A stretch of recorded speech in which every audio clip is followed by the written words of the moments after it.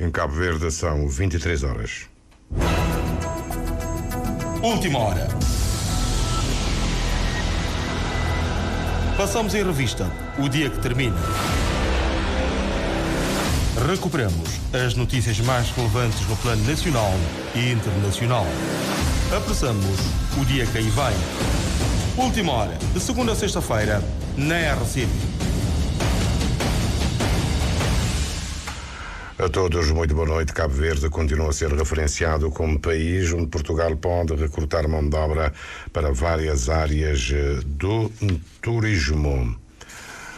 Tarrafal de São Nicolau completa 17 anos, como tirar a ilha do isolamento que a assalta com frequência, responde o vice-primeiro-ministro e ministro das Finanças. Olavo Correia reconhece que há dificuldades, mas realça as melhorias introduzidas na ligação marítima e aérea de e para São Nicolau. A crise energética já é uma questão de rotina na vida dos europeus também. A Alemanha quer manter as centrais nucleares e apela à poupança. As Nações Unidas defendem a aplicação de uma taxa sobre os lucros extraordinários das empresas de gás e petróleo. Vamos também atualizar informações sobre a guerra na Ucrânia. A CDO acaba de emitir um comunicado sobre as eleições no Senegal, aponta deficiências, mas reconhece que as eleições se desenrolaram em bom ambiente. Última hora. Cabo Verde continua a ser referenciado como país onde Portugal pode recrutar mão de obra para várias áreas do turismo. Uma reportagem da RTP emitida hoje e assinada por Duarte Baltazar põe a nu as carências no Algarve. A diretora hoteleira Sofia Hipólito revela que há falta de pessoal mesmo na administração. Nós tínhamos, por exemplo, serviço de massagens. Tivemos que abdicar, não por não termos, neste caso em concreto, um massagista, mas por toda a logística a que isso obriga e não termos pessoal para a poder colmatar. Quantos trabalhadores é que acha que seriam necessários por esta altura e que não têm? Eu diria que cerca de 20, até porque algumas das funções já foram colmatadas com estagiários, com pessoas que ainda não têm sequer qualquer experiência e que estamos nós a dar formação, mas o ideal seria naturalmente ter alguém com experiência na função. Ouvido pela RTP, o presidente da região do turismo do Algarve, João Fernandes, confirma o interesse de Portugal na mão de obra cabo-verdiana. Quando é pico da época alta em Cabo Verde, é época baixa no Algarve e vice-versa.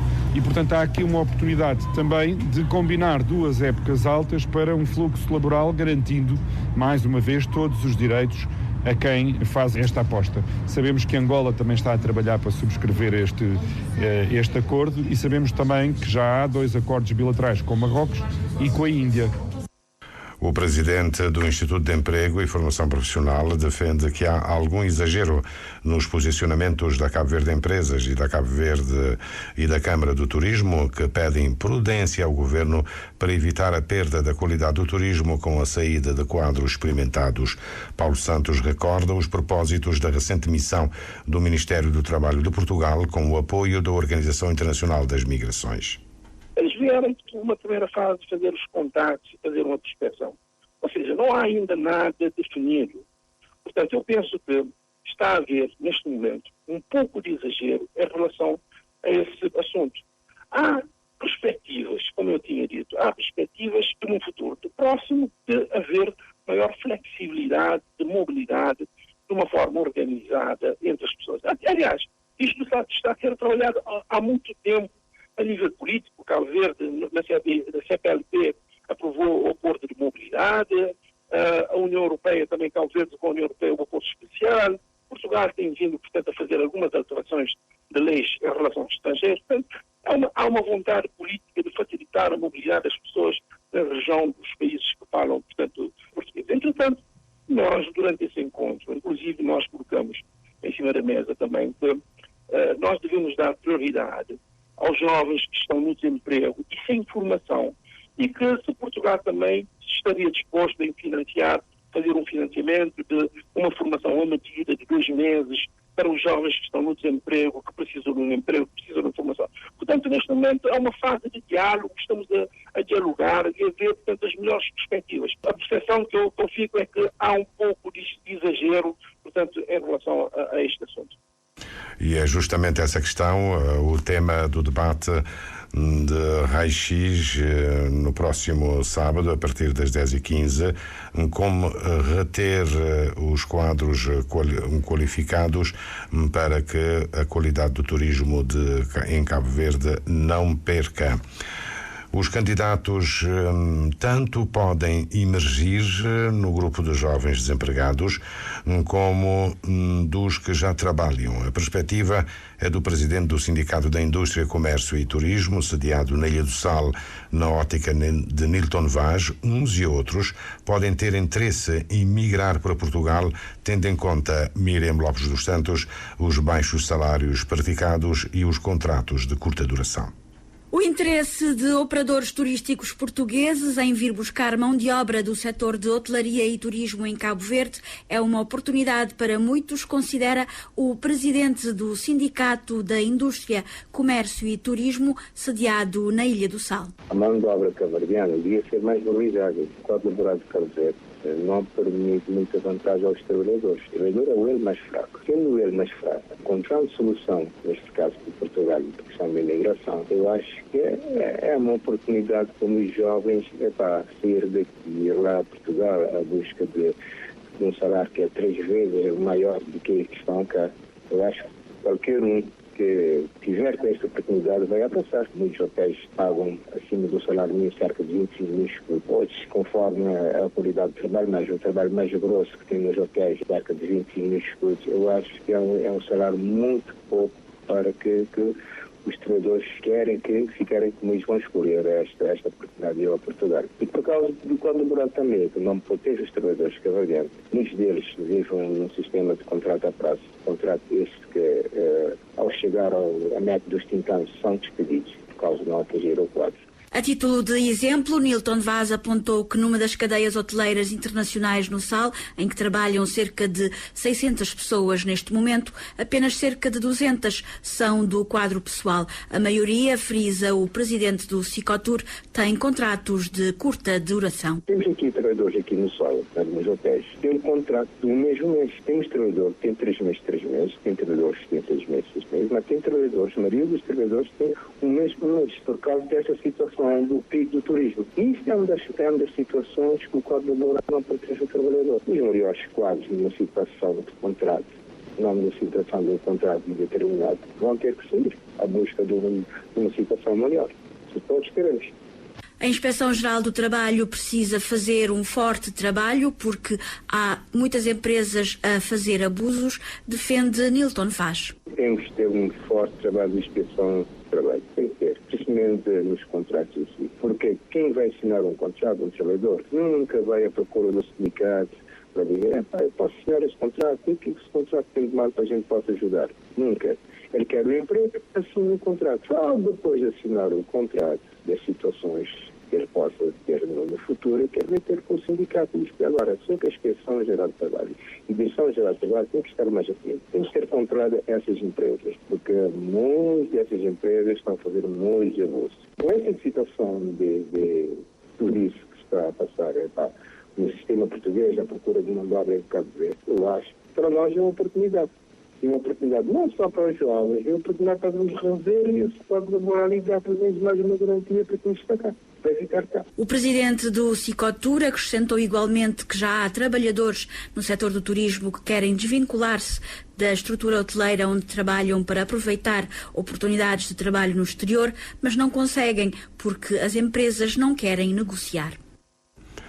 As empresas não querem negociar e qualquer recrutamento da mão de obra para Portugal, como acabamos de ouvir há pouco, será do presidente da região do turismo do Algarve, João Fernandes, será na época alta portuguesa. Ainda falta algum tempo.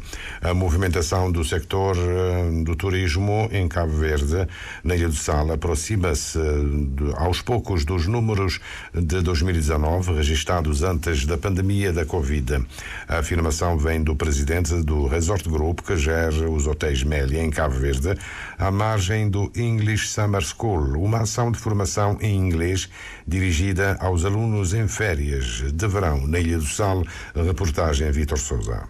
Depois da pandemia, a movimentação turística vai aquecendo gradualmente em Cabo Verde e aos poucos a taxa de ocupação vai chegando aos níveis atingidos antes da Covid-19. Esta é pelo menos a convicção de um dos grandes grupos hoteleiros da Ilha do Sal, o Resort Group, cujo presidente se mostrou otimista com a tendência de crescimento verificada durante este verão. Occupancy is getting back to 2019 post-COVID pandemic. A ocupação vai retornando aos poucos aos níveis de 2019. Nós esperamos que depois da pandemia, que a procura pelo destino Cabo Verde continue a crescer devido ao clima e à qualidade das acomodações, em resultado dos investimentos feitos pelos resorts e grupos hoteleiros, e que a economia continue a crescer. Quanto às oportunidades que a retoma deste fluxo de turistas poderá proporcionar, Rob Jarrett mostra-se otimista em relação aos benefícios, nomeadamente para a população local, beneficiando cerca de 10 mil pessoas de forma direta e indireta. Eu penso que as oportunidades para a população local são imensas. Não se trata apenas dos empregos gerados dentro dos hotéis, mas dos produtos e serviços que giram à volta e fora dos hotéis. Nós proporcionamos empregos indiretos com a venda de produtos turísticos, através de vários pequenos negócios fora dos hotéis com retorno económico, capazes de pagar a si próprios um salário e dar-lhes uma outra qualidade de vida. Portanto, não apenas geramos receitas, mas também geramos um verdadeiro turismo com oportunidades reais para os negócios locais. How many people do you employ in this moment? Globally, over 10,000 people, I would imagine. Por ser o inglês uma das línguas mais importantes para o negócio do turismo, o presidente do TRG, também ele falante da língua inglesa, foi um dos patrocinadores da escola de verão English Summer School. It is very, very important that we prioritize the English language inside the educational system. E mostrou-se satisfeito com os resultados e com a equipa de formação, puseram toda a energia e esforços em dotar as crianças dos suportes necessários e o entusiasmo para tornar a língua inglesa mais interessante e assegurar que no futuro possam falar inglês.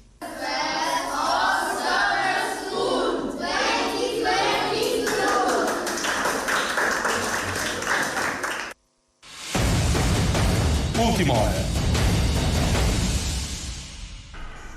No terceiro dia de greve, os bombeiros municipais da Praia prometem continuar firmes na sua luta. Uma luta que vai para além das progressões na carreira e da qual os soldados da paz dizem não abdicar. Oswaldinho de Semedo deu voz à indignação. A situação do bombeiro é que, cima, às vezes está preparado pagamento de subsídio, de progressão e tal, mas é recrutamento de pessoal, é subsídio de risco que tem crescido, entre outras coisas, mais dignidade para a classe, mais respeito para a classe, é aquilo que nos reivindica. Se que selecionado a situação, nunca tem uma outra opção que continua na greve. Uma opção que conta com o apoio do Sindicato da Indústria, Agricultura, Alimentação e Pesca, SIACSA, para o vice-presidente desta organização sindical, Davidson de Lima. A greve só acontece porque o presidente da Câmara Municipal falhou. Porque ele tem dividido os votos, conseguia aplicar o voto de qualidade, no qual daria 2 votos e daria um empate, e ele conseguiria empatar por força da lei e desempatar essa situação, e atribuir a progressão na carreira profissional através de um orçamento retificativo. Os bombeiros lembram a promessa de Francisco Carvalho de resolver os problemas até 2021 e dizem-se dispostos a continuar a luta até verem satisfeitas as suas reivindicações.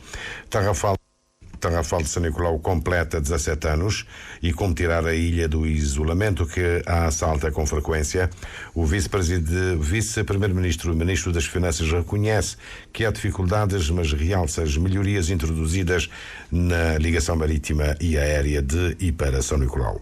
Melhoramos muito em termos de oferta, em termos de qualidade, de previsibilidade. Mas ainda temos desafios vários, nomeadamente em épocas altas, onde nós temos uma demanda superior e temos de adaptar todo o quadro de prestação de serviços para que possamos fazer face à demanda crescente que temos em épocas altas e sobretudo quando acontecem avarias de barcos e que depois condicionam toda a capacidade de oferta. Portanto, temos a noção de que fizemos um percurso importante, melhoramos muito em matéria de conectividade de Operação Nicolau, mas que ainda este é um problema que se coloca em relação à ilha e que temos de juntos com o setor privado, neste caso com a empresa concessionária e com a empresa que opera no setor dos transportes aéreos entre ilhas, para que possamos criar melhores condições em termos de números de voos, em termos de qualidade de serviço, para que as pessoas aqui em São Nicolau, a nossa diáspora, possa ser bem servida, melhor servida e para que a conectividade possa ser um fator impulsionador e criador de oportunidades e não, digamos, um fator que possa ser limitativo às oportunidades que possam existir na ilha de São Nicolau.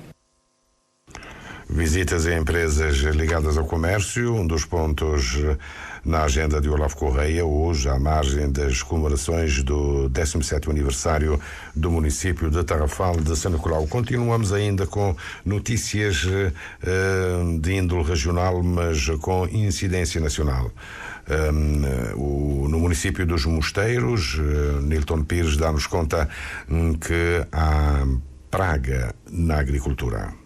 Situação de ano agrícola na zona norte de Mosteiro, que abrange localidades de Ruberagé, Talaia e Aldeia, é boa, mas agricultores estão preocupados com o ataque de praga de cartucho de milho, como conta no agricultor Luciano Silva. A perspectiva é boa, a vegetação está bonita e chuva constante, temperatura, portanto, também bastante agradável. Há um desenvolvimento, portanto, de plantas muito bom. Apesar de tem esse chamado lagarto de cartucho do milho, que estraga cultura de milho. Tem havido tratamento, aliás, distribuição de inseticida por parte de serviços de Câmara e Ministério da Agricultura, mas que tem sido eficiente. Do que saber se é solução, a dose entre a água e o produto, mas o certo é que foi testado. Nem sempre se mata aquele lagarto. Falta de assistência técnica é outra preocupação levantado para Luciano Silva. Mosteiro tem sido, portanto, aquele município altamente agrícola, na todo o sentido da palavra, desde horticultura e fruticultura, que bem assistido tecnicamente, que lamentavelmente ainda nunca tem uma assistência técnica à altura, que é necessário ter para poder também aproveitar de capacidade tudo aquilo que a terra pode dar para melhorar as condições de vida de quem tem viver diretamente da agricultura e indiretamente. Vereador Jaime Monteiro, responsável pelo pelouro de agricultura, afirma que a Câmara tem estado no terreno, apoia agricultores no combate à praga de cartucho de milho.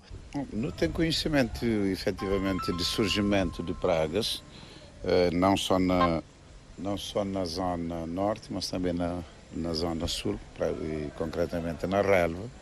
E desde o primeiro momento, portanto, nos informa o Sr. Delegado do Ministério da Agricultura que de pronto disponibilizando, portanto, pesticidas e iscos e no pôr viatura a serviço de nossos técnicos que têm estado no terreno. Mas a responsabilidade de combate a essa praga é de inteira responsabilidade de agricultores. Portanto, nós não disponibilizamos pesticidas e máquinas para pulverizar, mas eles têm que organizar em grupo, porque parcelas é de César. Nós nunca tem técnicos suficientes. Nesse momento não tem apenas Orlando Araújo, é ele que tem estado a dar agricultores de apoio. E agricultores têm que assumir essas responsabilidades. Também não tem ouvido um tratamento que está a ser feito, que esta surte efeito de forma eficiente? Pelo menos, por enquanto, que chega na minha notícia para parte do nosso técnico. Só não sabemos fazer intervenção na zona norte, já se fazer na zona sul, mas não está bem inteira junto com o nosso técnico, já que está a passar concretamente. Quanto à assistência técnica, vereador Jaime Monteiro Tafram, a Câmara tem feito tudo possível para dar cobertura a todas as zonas de município. Não tem apostado fortemente. Ainda há dias não mandou 2 técnicos para ir à formação exatamente para bem. Hoje não sabemos onde surgiu essa praia. Portanto, vai à praia para receber formação, mal que esta administra esses tipos de medicamentos que estão a utilizar no combate a pragas. Mas, de momento, portanto, nunca tem condições de recrutar mais técnicos, a não ser que o Ministério disponibilizar um ou outro técnico para dar assistência quando necessário. Jaime Monteiro, vereador responsável pelo setor de agricultura na Câmara de Mosteiro, a propósito de combate à praga de cartucho de milho no município. Última hora. As consequências da guerra na Ucrânia, a crise energética já é uma questão permanente de rotina na vida dos europeus. A Alemanha quer manter as centrais nucleares em funcionamento e apela à poupança. As Nações Unidas defendem, refere a Euronews na atualização desta noite, a aplicação de uma taxa sobre os lucros extraordinários das empresas de gás e petróleo. O secretário-geral das Nações Unidas apelou esta quarta-feira aos governos para tributarem os lucros das empresas de petróleo e gás. António Guterres disse que muitos países em desenvolvimento estão a afogar-se em dívidas, sem acesso a financiamento e ainda a lutar para recuperarem da pandemia. É imoral que as companhias petrolíferas e de gás obtenham lucros recordes desta crise energética nas costas das pessoas e comunidades mais pobres e a um custo muito pesado para o clima. Os lucros combinados das maiores empresas de energia no primeiro trimestre deste ano estão perto dos 100 mil milhões de dólares. Apelo a todos os governos para tributarem estes lucros excessivos e utilizarem os fundos para apoiar as pessoas mais vulneráveis nestes tempos difíceis. Ao defender uma taxa sobre os lucros extraordinários, Guterres disse que a partir deste momento e até ao final do ano, 345 milhões de pessoas estarão em insegurança alimentar aguda ou em alto risco de insegurança alimentar. As receitas recorde das empresas de gás e petróleo desde o início da guerra da Ucrânia têm sido alvo de debate. A questão é saber como esses lucros deverão ser usados. Na Noruega, entre abril e junho, os lucros da gigante petrolífera Equinor triplicaram para 6,8 mil milhões de dólares, face ao mesmo período do ano passado. O primeiro-ministro polaco, Mateusz Morawiecki, acusa diretamente a Noruega de agir como um predador da guerra. A Euronews entrevistou Berit Lindemann, a secretária-geral da Organização Internacional de Direitos Humanos, Norwegian Helsinki Committee. O primeiro-ministro polaco insiste que a Noruega deve usar os lucros do gás e petróleo para apoiar maciçamente os países mais atingidos, desde logo a Ucrânia. Tem razão nesse aspecto. Só este ano a Noruega ganhou 60 mil milhões de euros adicionais com petróleo e gás. Mas só aumentou o apoio à Ucrânia em 1.000 milhões.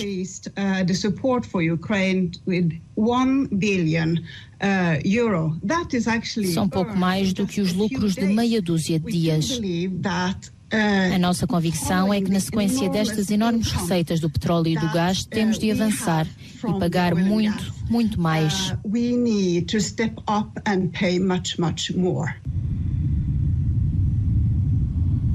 As receitas norueguesas são canalizadas para os acionistas da petrolífera e para o Fundo Soberano da Noruega. O país está agora envolvido num aceso debate se não deveria ser mais solidário e gastar os lucros hoje, em vez de os arrecadar para um futuro quando o petróleo escandinavo acabar. O Comitê dos Direitos Humanos diz que o dinheiro chega para ambas as finalidades. Comparando com outros países europeus, a Noruega está a fazer o suficiente para apoiar a Ucrânia? A Noruega não está a sair-se mal, mas considerando as enormes necessidades, podíamos pagar muito mais, mesmo só usando uma pequena parte dessas receitas extraordinárias. Entretanto, foram retomadas as obras do gasoduto entre a Noruega e a Polónia. O gasoduto Báltico estará parcialmente operacional neste outono. A Noruega responde aos apelos europeus e dá licenças aos operadores para produzirem mais gás. Até ao final desta década, há mais projetos que irão agravar outro problema: as alterações climáticas. Com a temperatura a atingir valores recorde este verão, na Alemanha a população prepara-se para o próximo inverno. O receio de faltar a principal fonte energética dos aquecimentos domésticos, o gás vindo da Rússia, mas que esta poderá deixar de fornecer, está a levar muitos alemães a compras de pânico de radiadores de calor elétricos. Os estoques já entraram em ruptura. Toda a gente quer comprar aquecedores elétricos, mas já estão totalmente esgotados. Talvez lá para setembro, outubro ou novembro cheguem mais. Nenhum fornecedor nos consegue dizer se serão entregues ou não. Neste momento, está tudo esgotado. Em pleno verão, muitos temem já o general inverno. O meu medo, o meu receio é que haverá problemas. Se fica sem aquecimento e com problemas de saúde, precisa-se pelo menos de uma casa de banho aquecida. Não sei, mas se calhar nem vamos poder tomar duches quentes. Aqui na Alemanha já foi dito que os termostatos terão de ser reduzidos de 22 para 17 graus, ou talvez até menos.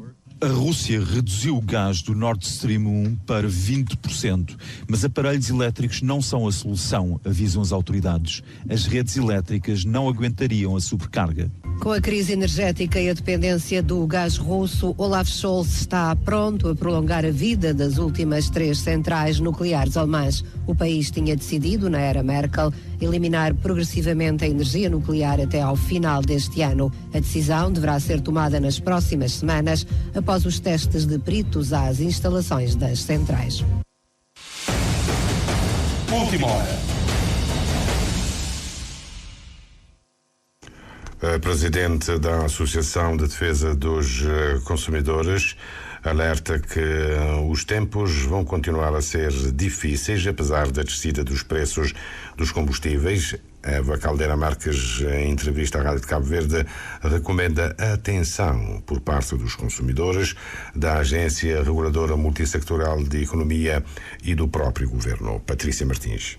A presidente da ADECO adverte que os resultados são só por enquanto para este mês, pelo que é preciso ver se terão efeitos a médio e longo prazo para que os consumidores possam sentir o impacto no custo de vida, não apenas nos combustíveis, mas também nos bens essenciais. Esta diminuição nós esperamos e é reflexo do preço internacional do combustível. Nós esperamos que continue a descer a nível internacional. Que nacionalmente também o Governo continua a tomar medidas para, ainda que suba ou que não deixa, que tenha um menor impacto na economia dos consumidores cabo-verdianos. Esta diminuição do preço do combustível este mês não significa que continuará a haver uma diminuição, esperamos que sim, mas ainda há vários outros fatores. Uma oscilação este mês, num mercado tão volátil, não é algo para nos assegurarmos de que a inflação vai a partir de agora diminuir, os preços dos combustíveis vai a partir de agora diminuir,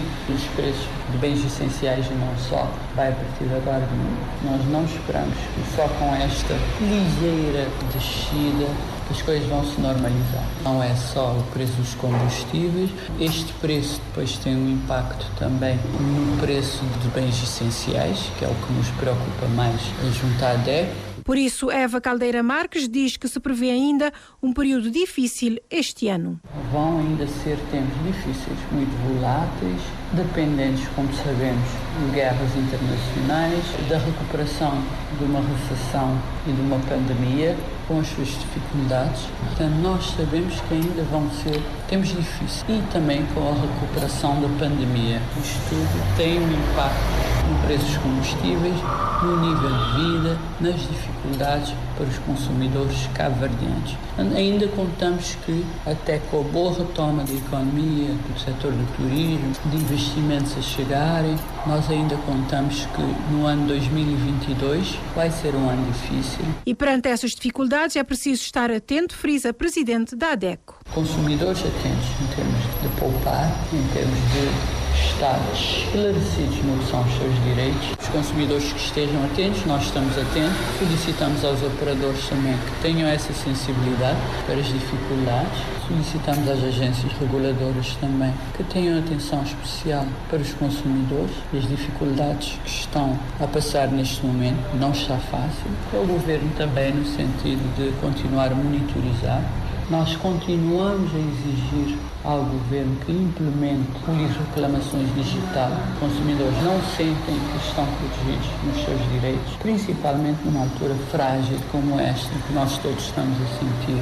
o peso da crise económica nos nossos bolsos. Já a pensar nos tempos difíceis, realça Eva Marques que já está disponível na Associação de Defesa do Consumidor o Gabinete de Apoio Financeiro aos Sócios para aconselhamento sobre poupança, gestão do dia-a-dia, entre outros, e lembra ainda a presidente da ADECO que na semana passada foi lançado o Índice de Consumo Essencial. O preço do Brent para venda em outubro mantém-se ainda abaixo de $100. Neste exato momento, para venda em outubro, recordo, neste exato momento, $97,36. Desde a semana passada, o preço do petróleo bruto, Brent, de referência para Cabo Verde, continua a baixar, mas próximo dos $100, abaixo disso 97, sensivelmente desde há alguns dias. Última hora. 20 de janeiro de 2023, 50 anos do assassinato de Amílcar Cabral, a fundação que leva o mesmo nome, que preside Pedro Pires, já prepara uma grande programação para assinalar a efeméride. O presidente da Fundação, Amílcar Cabral, esteve hoje com o presidente da República, Teresa Pinto, com a reportagem. Em 2023 completam 50 anos do assassinato de Amílcar Cabral e prevê-se uma série de atividades nacionais e internacionais em torno desta efeméride. Em Cabo Verde, as atividades serão realizadas pela Fundação Amílcar Cabral e, por isso, Pedro Pires, presidente da referida fundação, já está a abordar com algumas personalidades questões sobre a programação desta data. Pedro Pires encontrou-se esta tarde com o presidente da República. Vão completar 50 anos sobre este acontecimento e há algumas atividades no plano internacional para, enfim, a celebração da data ou para uma reflexão sobre a data. Há atividades previstas noutros países, como no Senegal, em Portugal, e a Fundação Amílcar Cabral sente-se também na obrigação de organizar atividades sobre o acontecimento. Pedro Pires diz que ainda não há um programa definido para esta data, mas a Fundação já está a trabalhar com a Universidade de Santiago para algumas atividades que terão como palco o Concelho de Santa Catarina, na Ilha de Santiago. Nós estamos a trabalhar com a Universidade de Santiago, aqui em Cabo Verde. Estamos a trabalhar com a Universidade de Santiago para chamemos-lo, um colóquio, algo assim do género, sobre a data, sobre a personalidade, sobre a figura histórica de Amílcar Cabral. Queremos que se faça no Concelho de Santa Catarina, queremos que se faça na cidade da Somada, muito próxima do sítio onde viveu Amílcar Cabral bastante tempo, de modo que levar essa celebração a Santa Catarina, à Somada, à Chada Falcão, etc. Nos próximos dias, Pedro Pires irá encontrar com o Primeiro-Ministro e o Presidente da Assembleia Nacional para, igualmente, trocar ideias sobre as celebrações dos 50 anos do assassinato de Amílcar Cabral. A CDO, a missão de observação às eleições legislativas no Senegal, acaba de emitir um comunicado. Reconhece que o processo eleitoral desenrolou-se em boas condições de organização. No entanto, aponta algumas insuficiências, como, por exemplo, a localização de assembleias de voto que não facilitam o acesso de de pessoas com mobilidade reduzida, assembleias de voto que têm também pouca acessibilidade em muitos locais, sobretudo na capital. Também a missão de observação da CDO assinala a interrupção por 30 minutos no centro, numa assembleia de voto na escola de Lançar, e também o facto de um eleitor que não sabia escrever queria fazer-se acompanhar para o biombo de uma pessoa para ajudar a fazer a sua escolha, o que não foi permitido.